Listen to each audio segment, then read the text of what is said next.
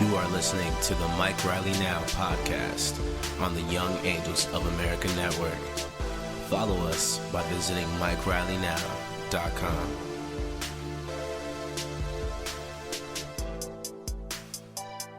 All right, and welcome to the Mike Riley Now podcast here on the Young Angels of America Network. I am your host, Mr. Mike Riley. Welcome to the show, y'all. It is Thursday, February 2nd, 2017. Yes, and we are here. We are live on Facebook for the first time. I'm just kind of doing like a kind of quick mock live show. So because we're going to be kind of broadcasting live here pretty soon. So we're live on my Facebook page on Mike Riley Now, facebook.com / Mike Riley Now, and on my personal Facebook page. And of course, I am joined by my lovely co-host, Miss Cam Robson, and my girl, Miss Charlie Sandy. Say hello. Hi guys. Hey, how y'all doing? We're back. What's going on? We're They're back. back. They are back. They are back from studying hard and working hard. Yeah. So how did studying go? How did the test go and everything? Studying was worth it. I did do well on the test, but I did greatly miss. Cameron's looking like she didn't. I didn't do good at all. But I can safely say that we both missed doing the podcast and are very glad to be back. Oh, awesome. Well, we are very glad to have you back. Yes, God bless you, and thank you for coming back. And of course, I have the executive director of Young Angels, Miss Brooke Doherty, recording behind me right here. So she's the one that's operating my cell phone, and she's going to be the future cam operator of the world. And and if you are tuning in live, you'll see that I almost always poke Cameron in the face with my pen. And we have to lean into our microphones so that way you can hear the bass in my voice and all that cool stuff. His late night talk show voice. Yeah, my late night talk show voice to all the ladies out there, right? All right. We want to start the show off by shouting out all of our new subscribers, all of our current subscribers, everybody who is listening on iTunes, on Spreaker, on Stitcher, on SoundCloud. If you are listening to us on iHeartRadio, which is one of our newest affiliates, God bless you for that, and thank you for listening, and thank you for tuning in, and please tell your friends about it. I just want to start the show off by saying that last week I ended the show by kind of giving a call to action and telling people that we were talking a lot about the Women's March, about the protests, and about all the stuff that was going on, and the kind of the purpose of the show was, does civil disobedience really equal civic participation? We need more people to participate in the system. And I went to a thing called LA County Young Democrats the other night. Right. I want to say it was on Monday or Tuesday night of this week. And that's one of the things that's one of the organizations I mentioned last week for anybody who lives in LA County and wants to get involved in their local Democratic Party. That's an organization you can look into and join. And so we were doing nominations for city government, because we have an election coming up in March, and we'll be talking about that in the next couple of episodes about our local elections. But our mayor is up for re-election, a lot of our city council. And a couple of years ago when I went and we were doing those same nominations, there were probably about 20 people there. This time there were about at least 400 or something people. I mean, It was packed. Yeah. Packed to the brim with people. I mean, young Democrats in there, cheering on their local government, cheering on their city council members, cheering on their, endorsement for mayor, endorsement for school board, stuff like that. That was a sight to see. Yeah, and I can safely say that there's never been a generation of young kids more involved in the political system, I think, than what's currently happening. Yeah. Except for my generation. Except for your generation. Except for Brooke's generation. Cameron and I being here is living proof that we are, for one of the first times, aware of the fact that the world around us is changing and aware of the power that we have to change it the right way. Yeah, absolutely. And I think that, I don't know, I kind of feel like what you're saying, Cam, is like, Charlie. Or Charlie, sorry. Right first time. Yeah, that was right the first time. The British one. Here goes my name station. Hello, Cheerios. And then that was horrible. Yeah, that was a horrible British stereotype. But Cheerio. I do say Cheerio. Though, Yeah. so it's okay. As long as you don't say Honey Nut Cheerios. Yeah, but that's what I was hearing. I was hearing Honey Nut Cheerios. But I think that this election, like you said, really started to inspire our generation. Though I think it really got us kind of going, and I mean, just to see that. And another thing I want to say about when I was there at the LACYD get together was so many people walked up to me and said, "Hey, man, I listened to your podcast. Really? And I dig it." Yeah, so many people came up to me and said that. I'm not playing. Awesome. I'm like, that's awesome. I got at least 8 or 9. I know that's not a lot, but to me, I'm like, holy shit. You know, it's Thanks, like, guys. yeah, I'm like, people actually like us. They listen to us. That's tight. So, I mean, man, God bless every single one of y'all who are listening to this podcast from LA County Young Democrats and anybody who is getting involved in the system, who's really taking their time to not just go out there and protest, although that's important. We're going to talk about that. But is also taking the time to get involved, to run for local office. And you should have seen how many young people were in there running for the board and running for, I mean, I had a tear in my eye. Oh, that's inspiring. It was very inspiring. So it was awesome. All right, y'all.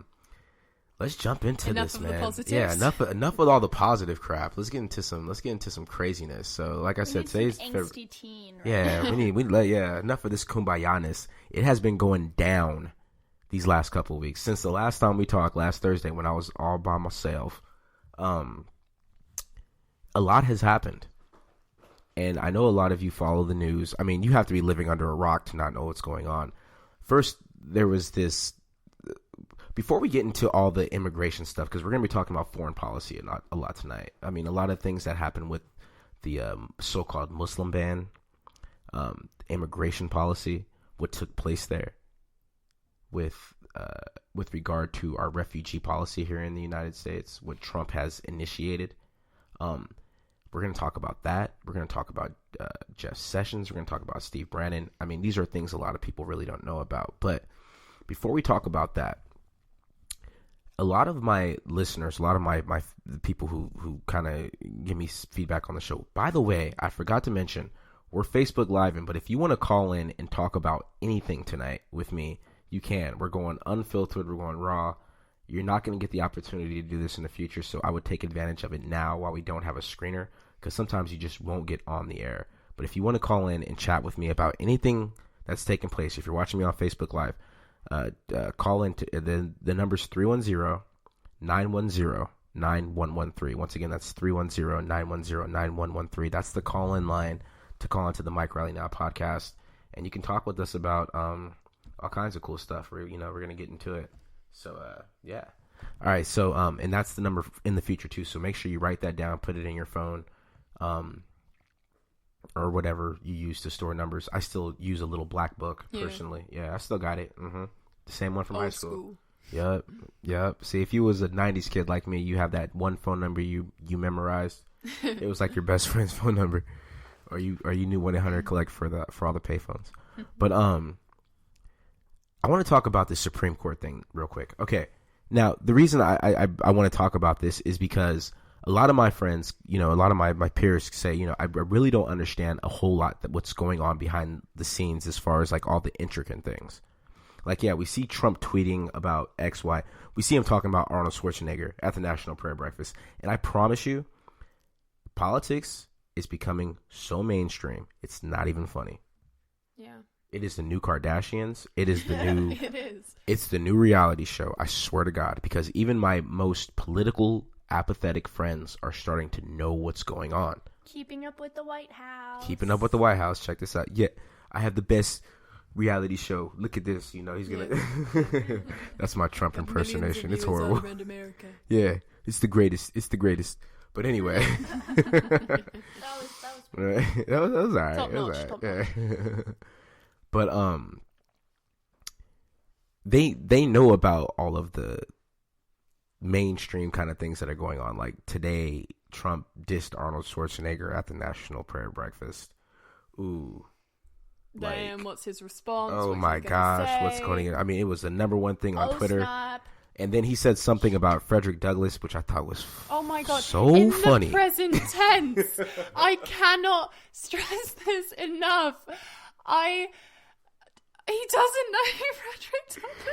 He was like, yeah, Frederick Douglass, he's doing a great job. He's done some great stuff, he's done some great stuff, he has and done people some are great work. Frederick, it was funny how he looked down at the paper first and he was like, Frederick Douglass. Frederick Douglass. Right, civil rights guy. Yeah, and then of course he named off like the most famous black people he can think of. He was like, it's like he's the next Rosa MLK. Parks, Harriet Tubman, Michael Jordan, Michael Jackson, Jay-Z, you know, black people, you know. My friends, guys. I have friends. I got, look at my African-American over there. But of course, well, and that's the funny stuff. I mean, that's the entertaining stuff, right? That's the stuff that trends on Twitter all day. But when it comes to actual policy, when it comes to the actual things that are actually going down, you know, we don't get into that a lot, right?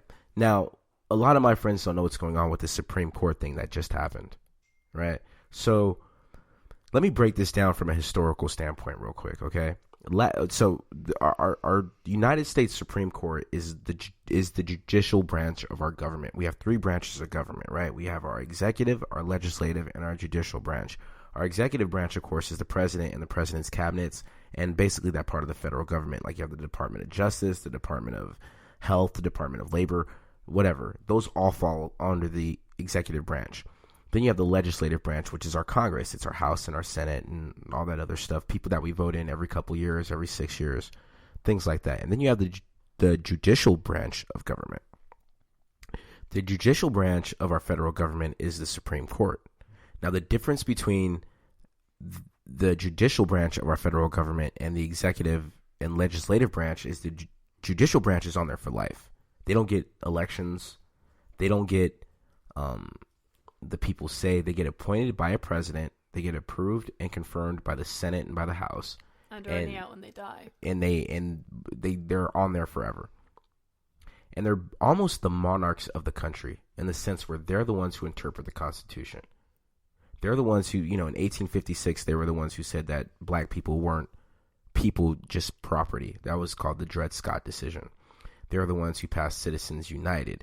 If you look up the Buckley decision, this is something that has to do with money and politics. Look up Roe v. versus Wade. They're the ones who uphold the law. They're supposed to uphold the law based upon how the Constitution is interpreted.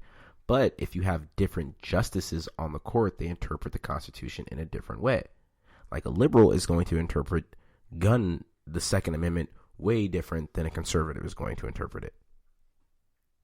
So picking a president that has your point of view, because they're the ones who appoint Supreme Court justices and they're on there for life, is just, you know, I know I do my Donald Trump thing, you know, he holds his fingers like this and he's... Mm-hmm. It's for emphasis. Yes. Talk with your hands like the Italians do. Tiny hands. Yeah, for those of y'all who can't see, this is why we're going to be doing this live pretty soon, so you can watch me as I'm working. But because they're on there for life, those Supreme Court justices are on there for life. There's 9 Supreme Court justices. There's 9 of them. There's supposed to be 9 of them. Last February, a year ago, Anthony Scalia was one of the justices on the Supreme Court, one of the conservative justices. He died. Right?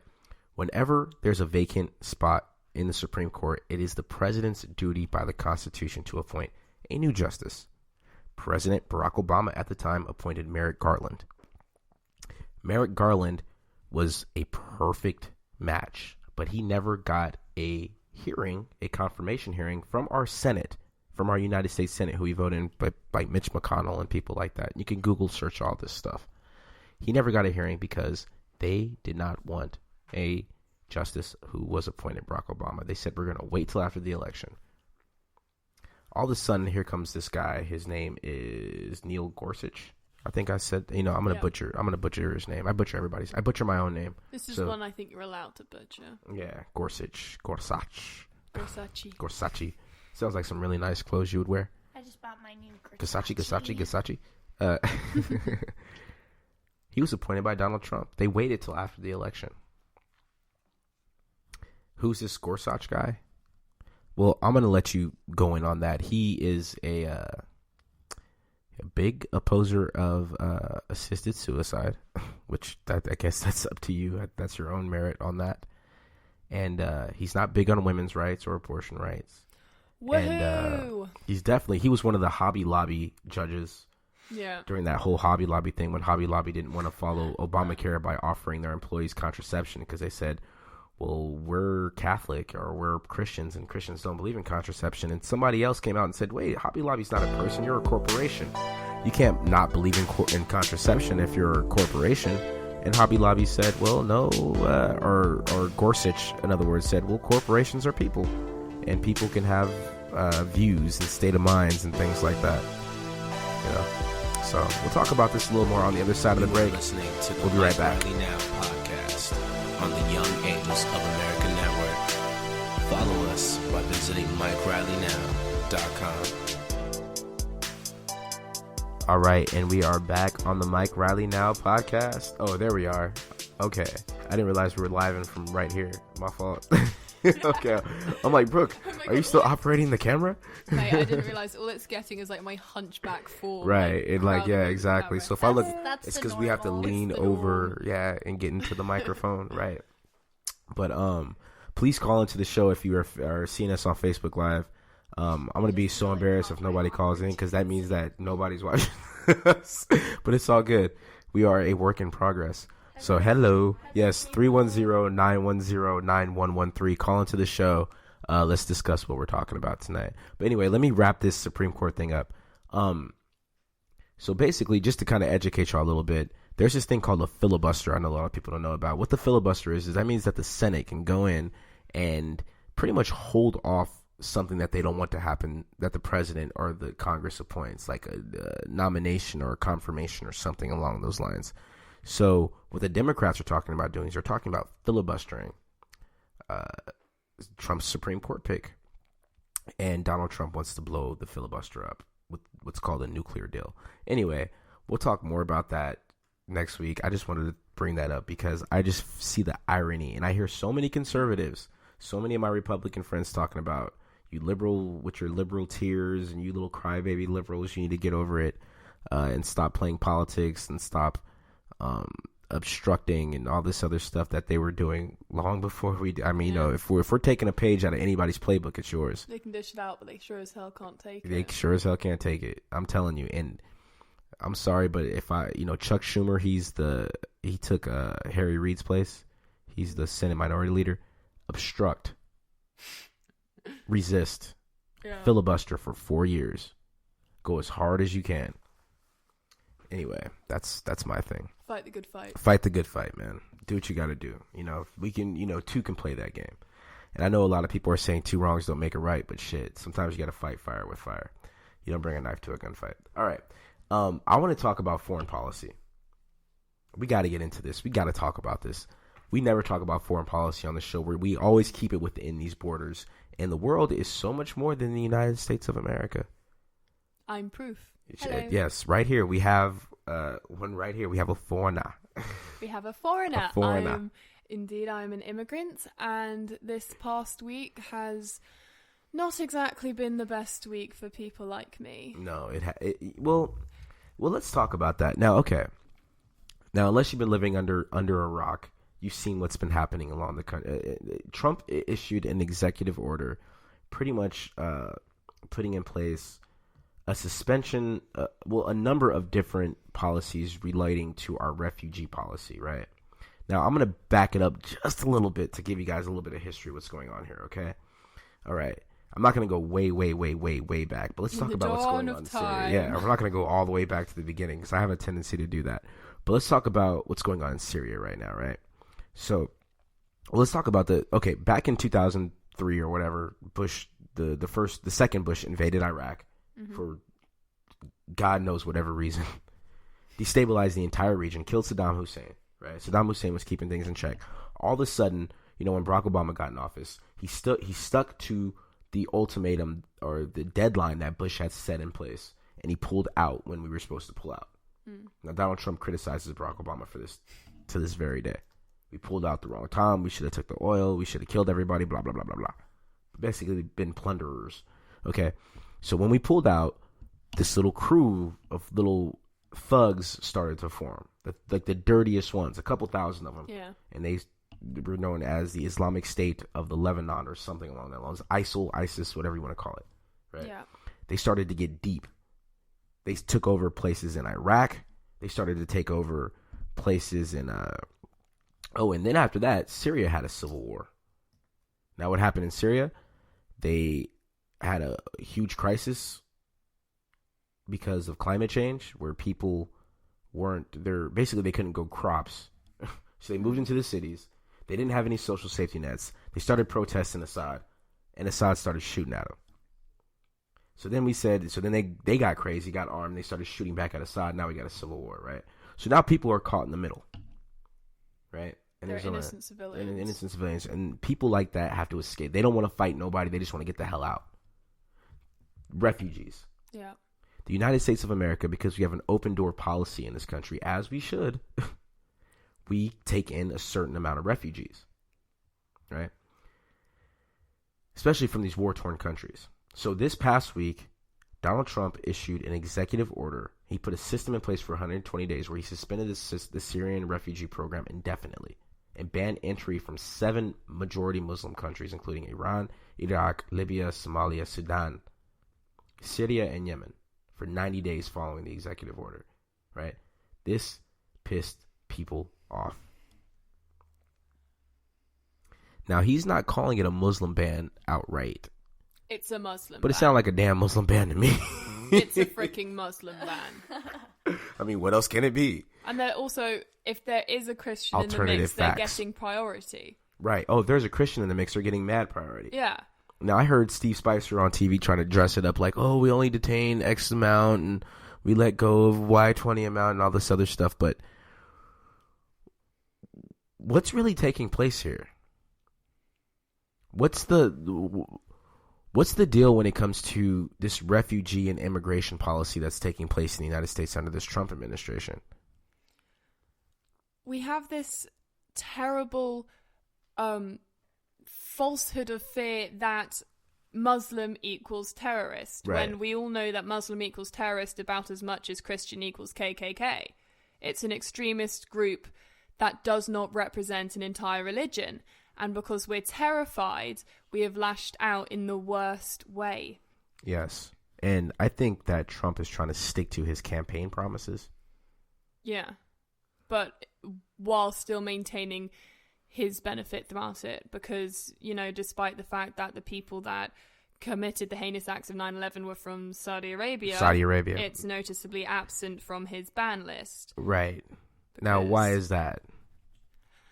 Something probably to do with the fact that Trump has business there and we get a lot of our oil from Saudi Arabia. So why not ban those countries too? And then what about refugees from other countries? Yeah. I think the word refugee has got this negative connotation to it in America now, as if the word refugee is tainted, as if you're bringing the war with you, as if you're bringing what they're fighting for with you rather than just trying to escape. They don't want refugees. Right. If any immigrants come, it better not be refugees. What is our thing with this anti-immigration feeling we have in this country? I don't understand it. Yeah. What's up with the hierarchy of immigrants as well? Because right, people will say to me, like, we gotta get rid of these goddamn immigrants. You're talking to an immigrant. Do you hear the voice? But they don't think I'm an immigrant because I'm a white middle-class female. I must not be an immigrant, the one that they're talking about. Right. You're not one of the immigrants that they don't like. When they say immigrant, they mean Muslim. When they say immigrant, they mean refugee. And I wish that when they said immigrant, they just meant immigrant. Because then I could get behind, I could just actively call them out and say, I'm an immigrant, but I know that that's not what they mean. Right. And it's so stupid that there's this hierarchical system of who should and should not be let into our country, despite the fact that it's supposed to be freedom and equality for all that enter. It's now, there's this list that you have to check off in order to be able to become an American. Right. And it just... And just to add on top of that, Charlie, you know, our vetting process, this was supposed to be done because of an extreme vetting process. We have dangerous hombres coming from these countries. And as Donald Trump put it, well, he talked about Mexico. We're going to talk about that in just a second. And we just want to do a little more extreme vetting. Our vetting process, you know how hard it is to get into this damn country if you're a refugee? Practically impossible. It's like damn near. It's like you got to, I mean... It's hard for me to find my birth certificate, and I was born here. So imagine for somebody who grew up out there. And just to flip the script a little bit, let's talk about refugees a little bit more. Yeah. I want to talk about our brothers and sisters from the other side of the border, so-called border. And you know how Trump plans to really build this wall and take this whole thing, and he got crazy with Mexico today, talking about, he was just joking, I'll send the federal government down there, or I'll send some troops down there if you guys can clean up your drug war, blah blah blah.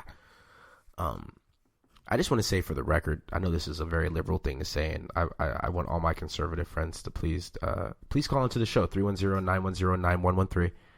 Let's talk about it. But we got a lot of audacity telling Hispanic people they can't be here. You know, Hispanics and brown people are the descendants of the indigenous people of this continent. So for us to tell them, like, you can't be here is a little, you know, discriminatory. Yeah.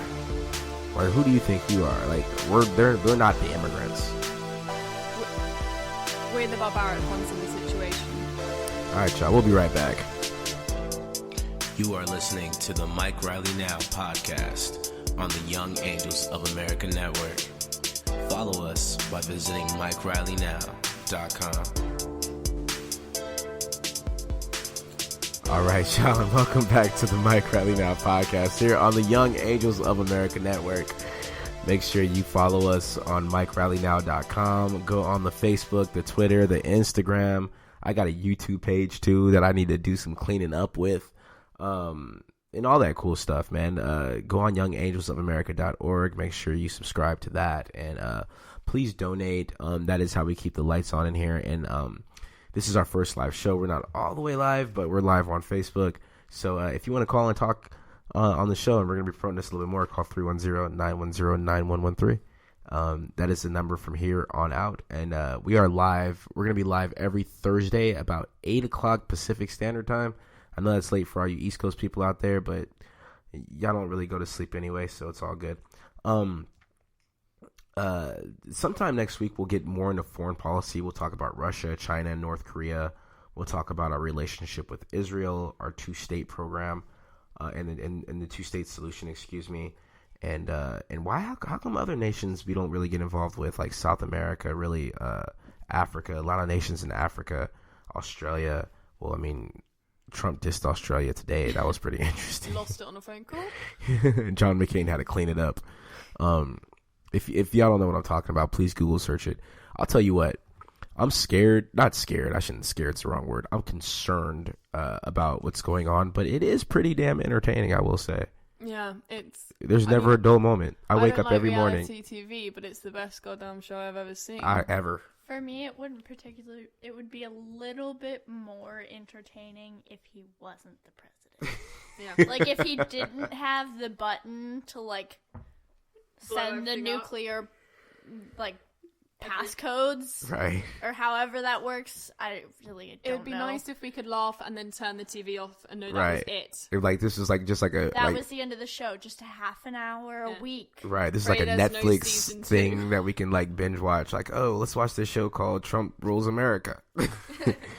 But no, it's not a reality show. It's a very real thing. It's a very real thing. But we're gonna talk about all of this stuff more in depth as we go along.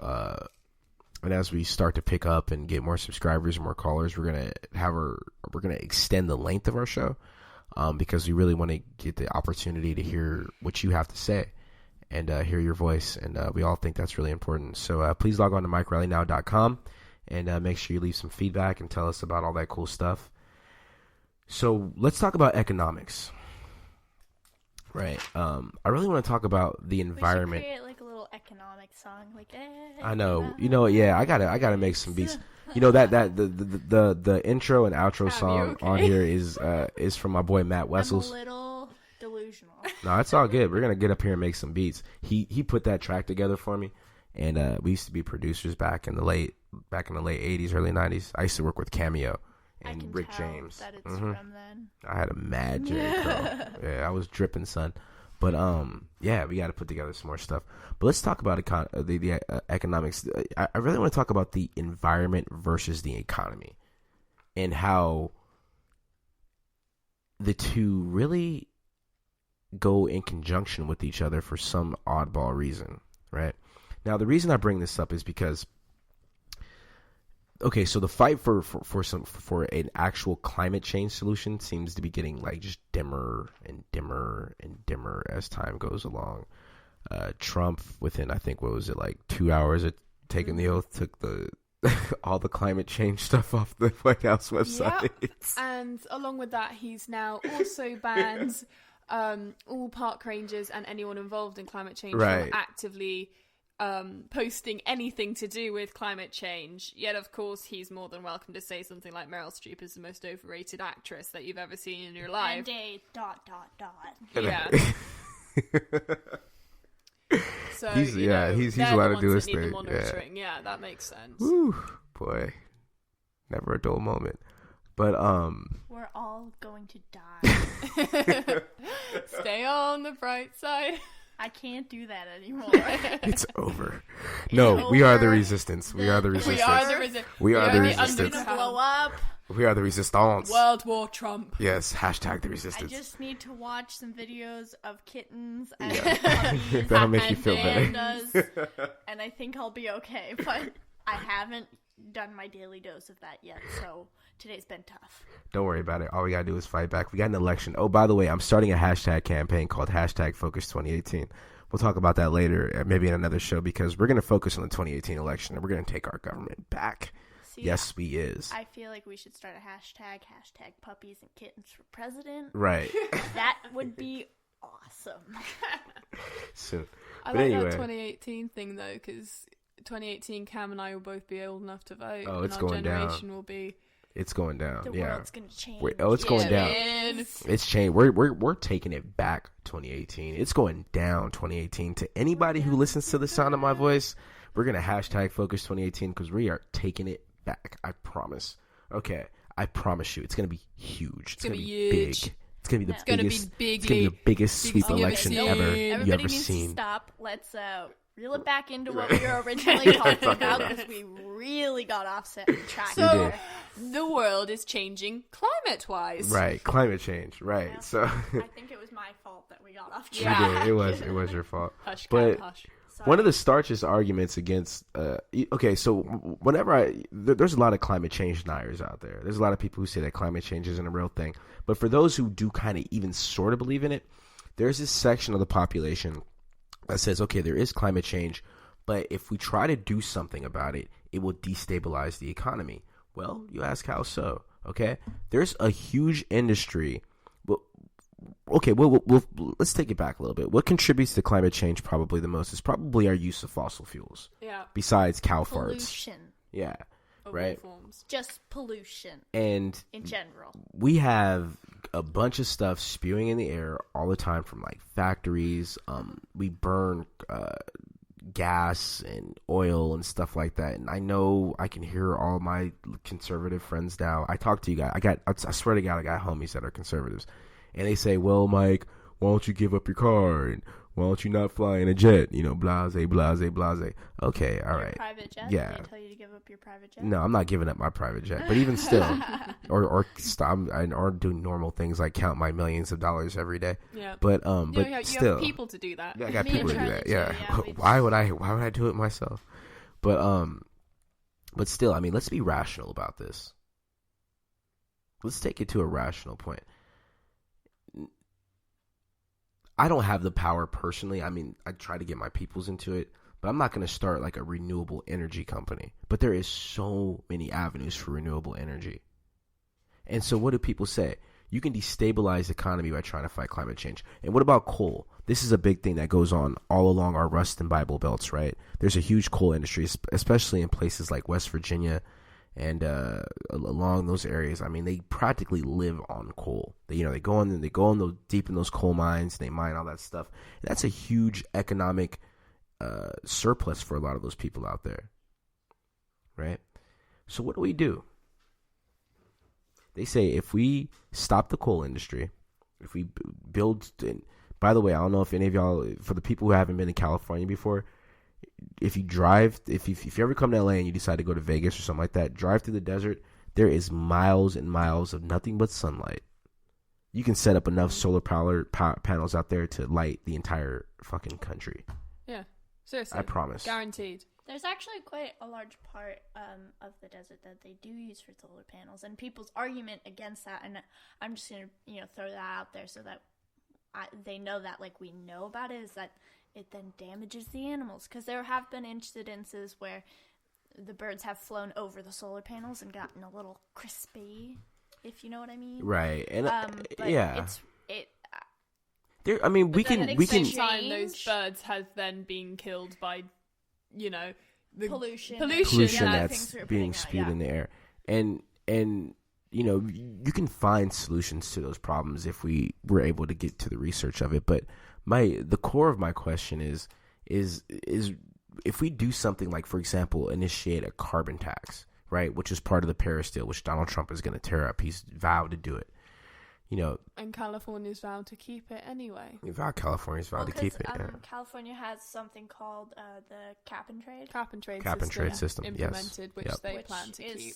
Is really actually quite good, and it's nobody's really losing anything in the process. It's just, and it's also kind of bringing everyone to a stable field. Like, if someone's not doing something, it's like everyone's going down together. It's not like one company can go, hey, well, they're not doing what I'm doing. Like, that's not fair. Like, everyone has to, kind of do their part in order to not have everyone kind of get fined. And there's an economic incentive to being environmentally friendly, which is the unique thing about it, because like you said, there's such a war between the economy and the environment. Right. And the whole system of if you do not comply to the rules set up for the environment, you get fined. You have to pay more money, you get a tax for it. Which kind of lights the fire under their arses. Yeah, right. I mean, that's what really pisses them off, though. Right? Yeah, and so the more that you conserve, and if you go under the limit you're allowed, then you've got that money. You have more money to spend, so it's an incentive to be more environmentally friendly. But what are they losing by becoming more environmentally friendly? I mean, what's the argument for not wanting to be more environmentally friendly in lieu of economic advantage? I mean, if am I making more money by spewing more pollution in the air?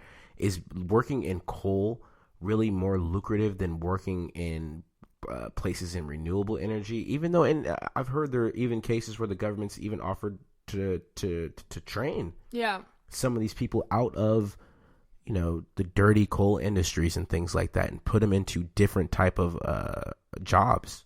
Yeah, and I think, but I mean, I don't know. I don't work in the energy industry, but I mean, I'm just curious. I mean, I don't understand why is it that we will, because capitalism has this profit margin where you make a dollar at the expense of whatever. Before, they used to make money at the expense of people's lives. I mean, that's slavery. Yeah. Now they'll make a dollar at the expense of our planet. And damn it, that's really not worth it. Yeah, that's not really worth it at all. We're the idiots that live on it. Yeah, we should probably try and save the dog. We ain't got nowhere else to go. Yeah. Do you think we're going to Mars? Like, no, this is not how this works. And their argument is, well, we'll adjust, we'll adapt, we'll get used to it, we'll figure other things out. Okay, I giving up a specific industry like coal, right, or finding ways to phase out of first of all, the coal industry is failing anyway. Yeah. It's an industry in decline. But, and I know a lot of people who live in those areas where that's what they live off of. That supplies an entire town with jobs. Yeah. And it's the thing of, even if there are transferable jobs into renewable energy, they don't want to make the switch. Yeah, they're anti. They've worked in coal their entire life. Yeah, it's not even that they specifically, like that one person. It's a lot of the times it's that generations of families have always worked in this industry. Right. And I feel for a lot of people that giving up the coal industry, or particularly any industry that's causing major pollution, is almost kind of giving up a part of themselves, because it's been so embedded in their lives for so long, and they just don't, like, for like solar power and all that, there's not that many negatives to it. They just don't want to hear it because it'll mean that they have to give up something that means so much to them. In like that, it's very hard for them to understand that and to get through that wall that they've built in their minds. Yeah. And I think it also comes along with, there is such a high unemployment rate, or at least that's what they say. There is such a high unemployment rate.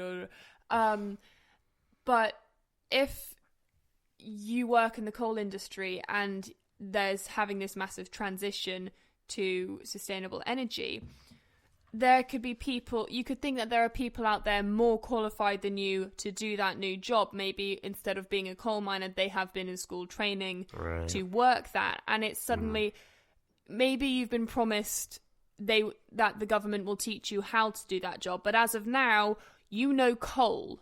You don't know sustainable energy, and we don't trust what we don't know. So there's a sense of uncertainty in making the switch. Coal is dependable. It is there. It's always been there. Some people think it always will be there, but that's a bit of an arguable there. It's a finite resource. Exactly. There is a limit to it. However, sustainable energy, while unknown to us and it's scary, how can it be sustainable?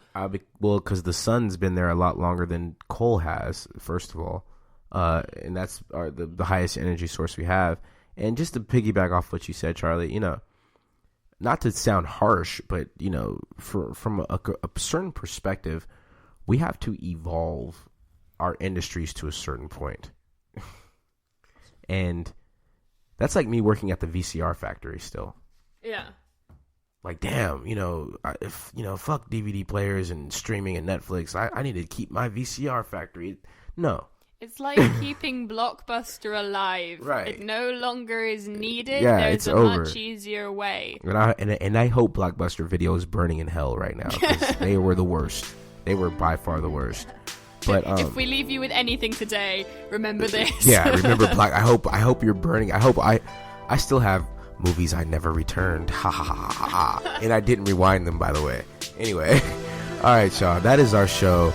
Mike Riley Now podcast. Thank you so much for tuning in. Thank you so much for listening. God bless Charlie. God bless Brooke. God bless Cam. God bless every single last one of y'all that was listening. Every single last one of y'all that saw us on Facebook Live, that's listening on iHeartRadio, on Spreaker, on iTunes. And tune into our show next week. We will be back. And remember that democracy is not a spectator sport. We are all in this together. If we have to get involved, we have to be a part of the resistance. We have to be a part of what's going on. If not, then democracy will not work. It's impossible. All right, y'all. We'll see you next week. Peace. Brooklyn. You are listening to the Mike Riley Now podcast on the Young Angels of America Network. Follow us by visiting MikeRileyNow.com.